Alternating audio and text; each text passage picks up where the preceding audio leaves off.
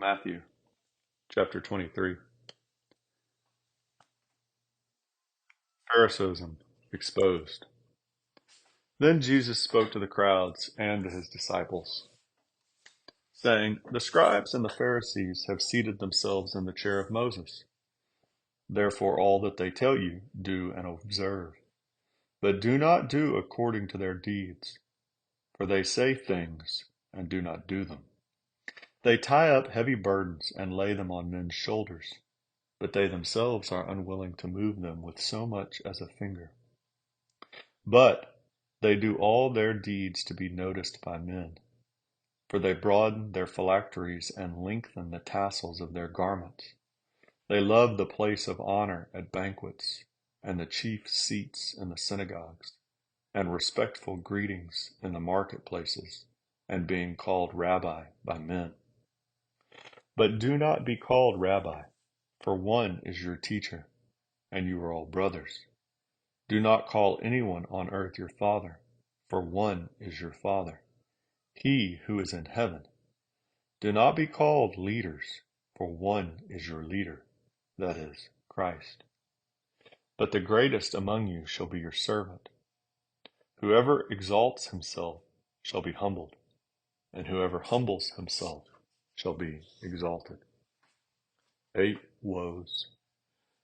But woe to you, scribes and Pharisees, hypocrites, because you shut off the kingdom of heaven from people. For you do not enter in yourselves, nor do you allow those who are entering to go in. Woe to you, scribes and Pharisees, hypocrites, because you devour widows' houses, and for a pretense you make long prayers. Therefore you will receive greater condemnation.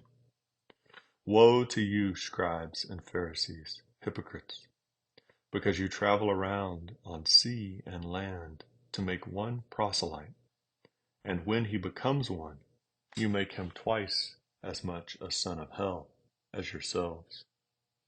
Woe to you, blind guides, who say, "Whoever swears by the temple, that is nothing, but whoever swears by the gold of the temple is obligated."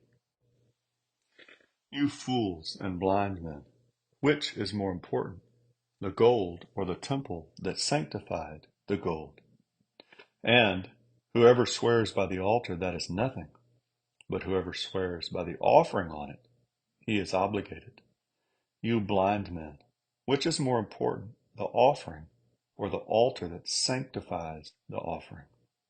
Therefore, whoever swears by the altar swears both by the altar and by everything on it.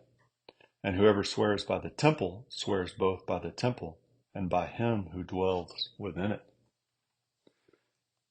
And whoever swears by heaven swears both by the throne of God and by him who sits upon it.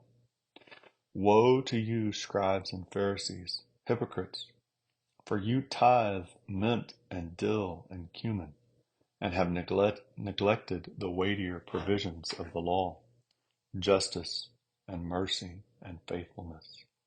But these are the things you should have done, without neglecting the others. You blind guides, who strain out a gnat and swallow a camel.